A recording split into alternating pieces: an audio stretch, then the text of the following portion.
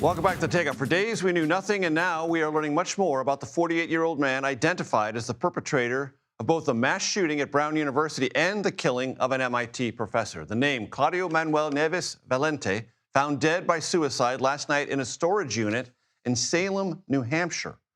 Rhode Island's Attorney General gave credit to a tipster who posted vital information on Reddit that helped law enforcement crack the case. We turn now to Tom Hanson in Providence, Rhode Island, who has been following this story for CBS News all week. Tom, I'm grateful to you as always.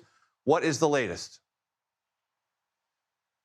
Yeah, well, Major, we're learning about this investigation in what's being characterized best by the police force itself. This is something that they call textbook policing meeting modern technology. So I want to start here. We just got an autopsy report from the New Hampshire Attorney General that says that the suspect, Claudio Manuel Neves Valente, died on Tuesday, December 16th. That was the same day that MIT professor was murdered.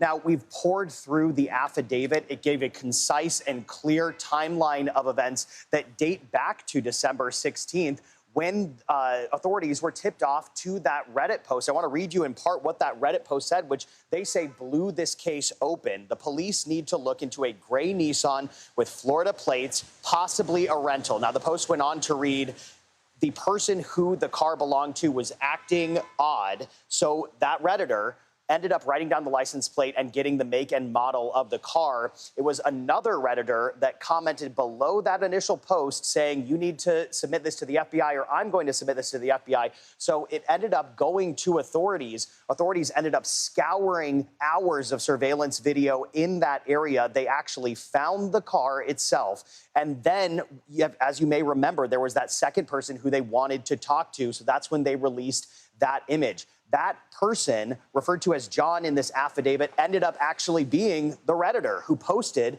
that initial post. And so he was brought in for questioning shortly thereafter, and he really busted open the case, according to the Attorney General of Rhode Island. He really knocked the case open, gave them their first tangible lead. So they used all of that information, and they entered it into a system that uses AI. That system ended up finding 14 separate instances dating all the way back to December 1st, where they had seen that car in or around campus. And so I went to the police today and I asked the police chief here, Police Chief Perez, if that indicated to him that this suspect had been planning this attack for some time, and he agreed. He said that it was awfully suspicious to see that car dating all the way back to December 1st. So then they followed the leads all the way to New Hampshire. That's when they came across the suspect, obviously deceased from a self-inflicted gunshot wound, and that's what set everything into motion last night, Major. And a vital detail you just shared with us, Tom, December 16th, the date of that suicide. That is very important new information. And Reddit, artificial intelligence, regular detective work, all coming together. And now we know so much more. Tom Hanson, always appreciate your work. Great stuff. Thank you so very much.